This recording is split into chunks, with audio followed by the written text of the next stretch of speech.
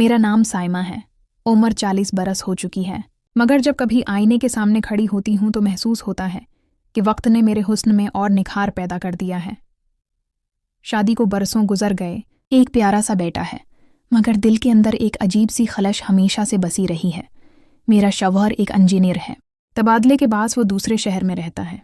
हफ्ते में महज एक दिन घर आता है, और वो दिन भी आराम, खाने पीने और थिकन उतारने में गुजर जाता है। मैं हमेशा उसकी तौजा की ख्वाहिशमंद रही, मगर वो मेरे एहसासात को समझने से कासिर रहा। मैंने खुद को सब्र से संभाले रखा, लेकिन तन्हाई कभी कभार इंसान के वजूद को खोखला कर देती है।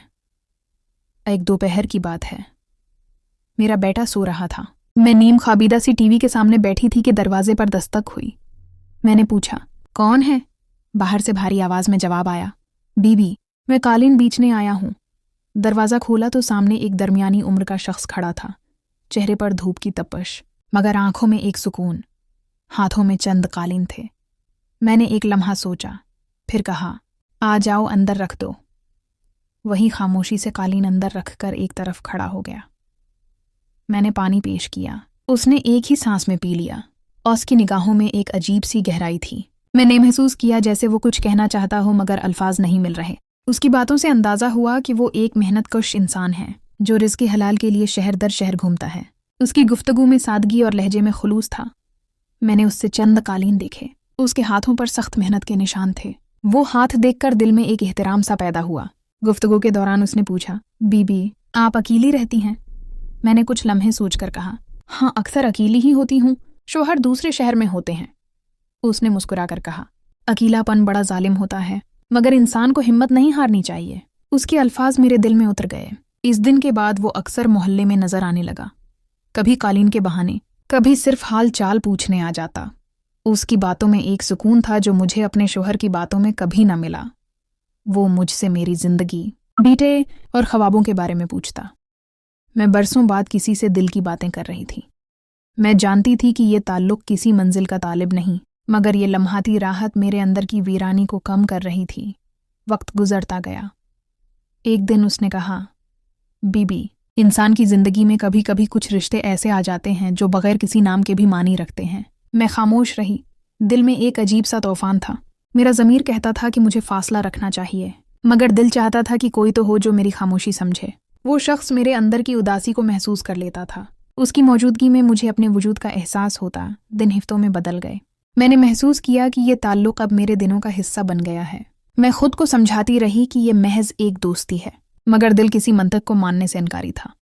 एक दिन वो हस्बे मामूल आया, मगर उसके साथ 2 अजनबी आदमी भी थे। मैं चौंक गई। उसने कहा, बीबी, ये मेरे दोस्त हैं, कालीन देखना चाहते हैं। मैंने सख्त लहजे में कहा, ये घर बाजार नहीं, यहाँ सिर्फ तुम आ सकते हो, कोई और नहीं। वो कुछ लम्हे खामोश रहा, फिर बोला, बीबी, मेरा मकसद आपको तकलीफ देना नहीं था।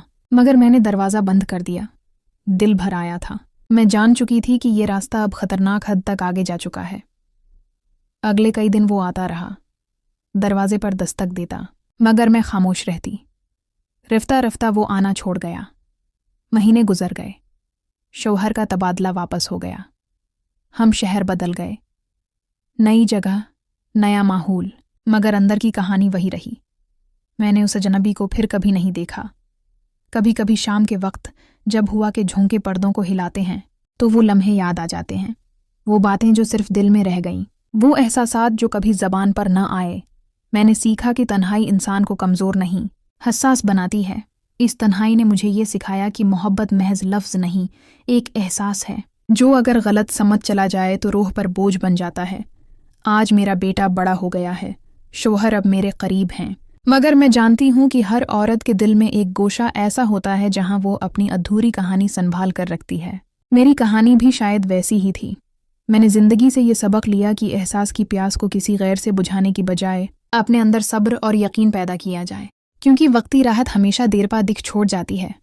अब मैं जब आईने में देखती हूँ तो अपने चेहरे पर वक्त के निशान नहीं, बल्कि एक औरत का तजुर्बा देखती हूँ जो ज़िंदगी के हर मोड़ से गुजर कर मजबूत हो चुकी है।